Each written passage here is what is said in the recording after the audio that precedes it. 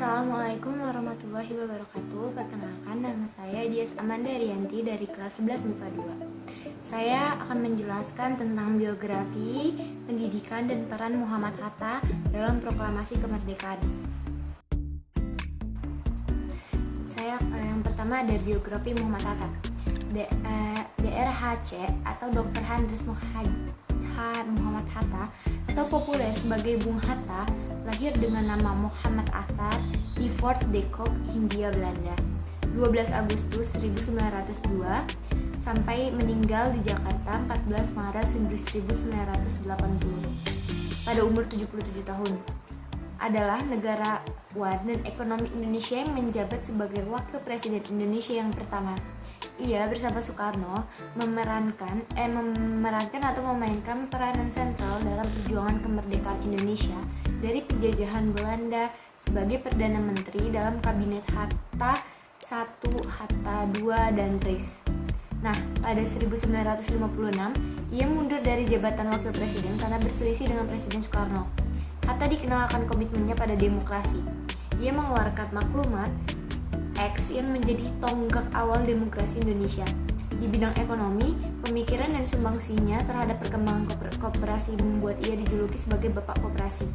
Hatta meninggal pada 1980 dan jenazahnya dimakamkan di Tanah Kusir, Jakarta. Pemerintah Indonesia menetapkannya sebagai salah seorang pahlawan nasional Indonesia pada tanggal 23 Oktober 1986 melalui Kepres nomor 081 TK 1986. Namanya bersanding dengan Soekarno sebagai Dwi Tunggal dan disematkan pada Bandar Udara Soekarno-Hatta. Di Belanda, namanya diabadikan sebagai nama jalan di kawasan perumahan Zuiderpolder, Haarlem. Muhammad Hatta lahir dari pasangan Muhammad Jamil dan Siti Saleha yang berasal dari Minangkabau. Ayahnya merupakan seorang keturunan ulama tarekat di Batu Hampar. Di Batu Hampar, dekat Payakumbuh, Sumatera Barat, dan ibunya berasal dari keluarga pedagang di Bukit Tinggi. Ia lahir dengan nama Muhammad Attar pada tanggal 12 Agustus 1902. Namanya Attar berasal dari bahasa Arab yang berarti harum. Attar lahir sebagai anak kedua setelah Rafiah yang lahir pada tahun 1900.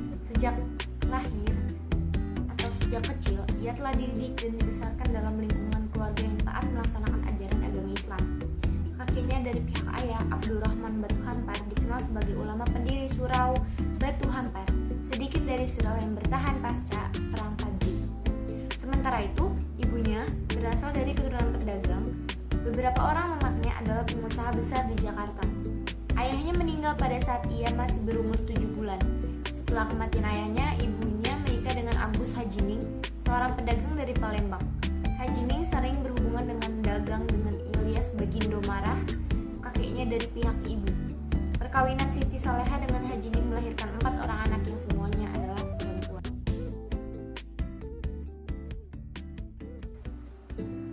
Yang kedua ada pendidikannya Muhammad Hatta. Muhammad Hatta merupakan cendekiawan dan tokoh pergerakan kemerdekaan Indonesia kelahiran Bukit Tinggi dengan latar belakang pemikiran Minangkabau, Islam, dan Barat. Selama aktif dalam pergerakan, Hatta memiliki pemikiran pendidikan yang diaktualisasikan dalam beberapa kesempatan. Nah, tujuan penelitian ini tuh untuk mengetahui pemikiran dan aktualisasi Muhammad Hatta mengenai pendidikan dan pendidikan nasional Indonesia atau PNI baru, serta pemikiran pendidikan Islam dan pendidikan keluarga. Penelitian ini menggunakan metode penelitian sejarah yang terdiri dari 4 tahap. Yang pertama ada heuristik, merupakan kegiatan mengumpulkan sumber-sumber sejarah yang relevan. Yang kedua ada kritik sumber, yaitu usaha seorang peneliti melakukan analisis kritis terhadap sumber-sumber sejarah. Ketiga, interpretasi, yaitu usaha untuk melihat dan menafsirkan peristiwa sejarah berdasarkan sumber-sumber sejarah guna menghasilkan fakta sejarah. Yang keempat, historiografi, yaitu penyajian hasil sintesis yang diperoleh dalam bentuk suatu karya sejarah.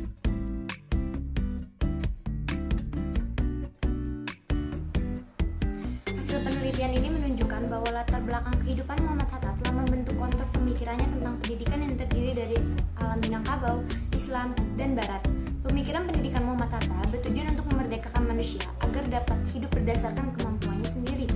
Pemikiran pendidikan Muhammad Hatta bagi kader PNI dari 1931 sampai 1934 yang berfokus pada pendidikan politik, ekonomi, dan sosial. Pendidikan Islam dalam pemikiran Muhammad Hatta adalah mengkoherensikan Islam dengan filsafat, sosiologi, dan sejarah. Agama dan ilmu dapat beriringan dan saling mendukung, seperti agama dan sejarah untuk mengetahui perkembangan agama di masa lampau. Sedangkan pemikiran Muhammad Hatta tentang pendidikan keluarga berfokus pada kesederhanaan, kemandirian, dan tanpa paksaan merupakan pokok pemikiran pendidikan keluarga Muhammad Hatta. Pemikiran pendidikan Muhammad Hatta berhasil diaktualisasikan melalui berdirinya PNI baru 1931 sampai 1934, Sekolah Tinggi Islam 1945, dan Kehidupan dalam Keluarga 1947 sampai 1980.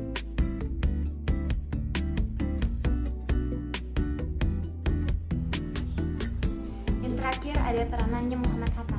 Muhammad Hatta memiliki beberapa peranan di dalam melakukan pertahanan dan kemerdekaan, yaitu yang pertama, melakukan pembentukan Perhimpunan Indonesia.